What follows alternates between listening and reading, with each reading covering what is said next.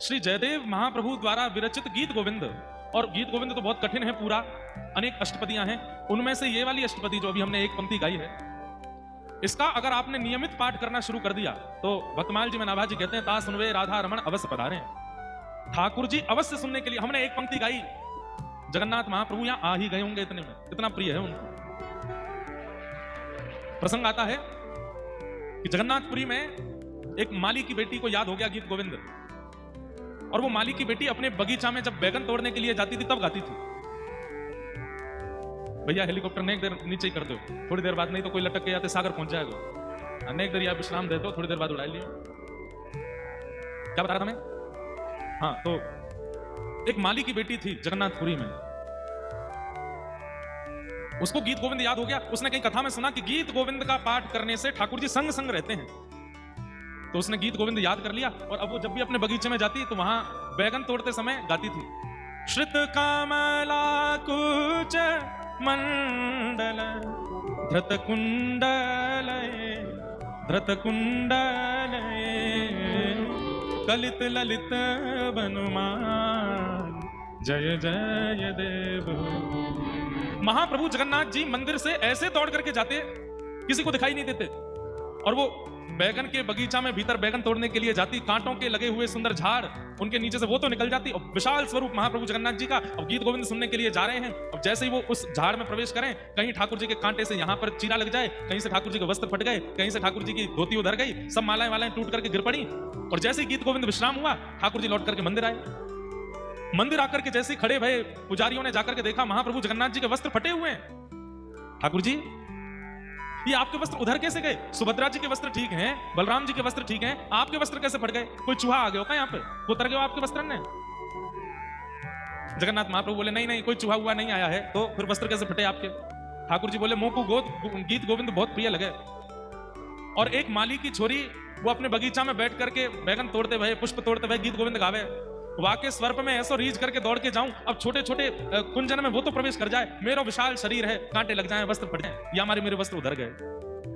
पुजारी जी को इतना प्रिय लगा ठाकुर जी का, आपको गीत गोविंद इतना प्रिय है? बोला हाँ। माली की लाली को बुलाया और उसको कह दिया, अब से तुम बगीचा में बैठ करके नहीं गाना, तो तुमको हम अधिकार देते हैं, तुम गर्भगृह के मुख्य देहरी पर बैठ करके यहाँ बैठ के जगन्नाथ जी को गीत गोविंद सुनाओ, नहीं तो ये तो दौड़ के वहीं चले आएंगे। तब से हमने भी अपने श्रोताओं को यह नियम दिया है कि गीत गोविंद का पाठ जब भी करना है बैठ करके करना है। चलते फिरते उठते बैठते खाते पीते हंसते सोते जागते अगर आप करोगे तो ठाकुर जी आ जाते हैं सुनने के लिए, तो कहीं ठाकुर जी को दिक्कत ना हो। और जब भी गीत गोविंद करना है, एक स्वच्छ आसन लगा करके करना है कि ठाकुर जी आप आके इस पर विराजो, हम आपको गीत गोविंद सुनाते। इतना प्रिय है महाप्रभु जगन्नाथ जी को। उस काल में कोई मौलवी थे, उनका एक हिंदू पंडित भक्त था, मित्र था। तो मौलवी जी और वो पंडित जी दोनों मित्र थे आपस में। तो एक दिन मौलवी जी बोले, तुम्हारे भगवान को मैं देखना चाहूं तो कैसे देख सकता हूं? तुम्हारे पूरे शास्त्र पुराणों में ऐसी कोई बात है जिसका मैं पाठ करूं और तुम्हारे भगवान प्रकट हो जाएं? तो पंडित जी ने उनको गीत गोविंद दे दिया। बोले जयदेव महाप्रभु के द्वारा लिखा गया गीत गोविंद महाकाव्य, इसको ठाकुर जी ने वरदान दिया है कि जो गाएगा मैं उसके पास आ ही जाऊंगा। ये विचार नहीं करूंगा कि उसने कितने पाप किए हैं, उसने कितनी गलतियां करी हैं, बस वो शुद्ध मन से शुद्ध भाव से गाएगा, मैं पहुंच जाऊंगा। तो आपसे हमारा निवेदन है, 1 महीना के लिए आप जो भक्ष भक्ष खाते हो सब चीज छोड़ छाड़ दो और गीत गोविंद का नित्य पाठ करो, आसन लगा करके करना, हमारे ठाकुर जी आएंगे। तो मौलवी जी ने संस्कृत याद की और नित्य गीत गोविंद का पाठ करते, आसन लगा करके, छुप करके, कोई देखे ना। 1 दिन 2 दिन 10 दिन 15 दिन 20 दिन निकल गए। अब तो गीत गोविंद उनको याद हो गया। एक दिन बड़ी जल्दी में कहीं निकलना था उनको, मन में सोचने लगे पाठ कैसे करूं, आज का पाठ तो रह जाएगा। तो मन में उन्होंने विचार किया कोई बात नहीं, घोड़ा पे बैठ करके और घोड़ा हाँकते हाँकते गीत गोविंद बोलूंगा। जैसे ही घोड़ा पे बैठे घोड़ा हाँकने लगे और बस गीत गोविंद का पाठ शुरू किया। इतने में क्या देखते हैं कि उनके घोड़े के आगे छोटा सा बालक, घुंघराले केश, नील वर्ण की कांति, और उल्टा दौड़ रहा है, पीछे की तरफ दौड़ रहा है भुजा उठा करके।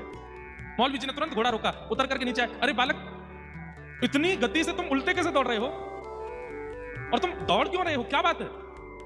ठाकुर जी कमर पे हाथ धर के बोले, रोज तो मेरे काजे आसन लगावे, आज आसन नहीं लगायो, घोड़ा पे बैठ के गा रहा है, अब मेरे को सुनवे को मन हो तो मैं कहा करूं, दौड़ दौड़ के सुनना हूं।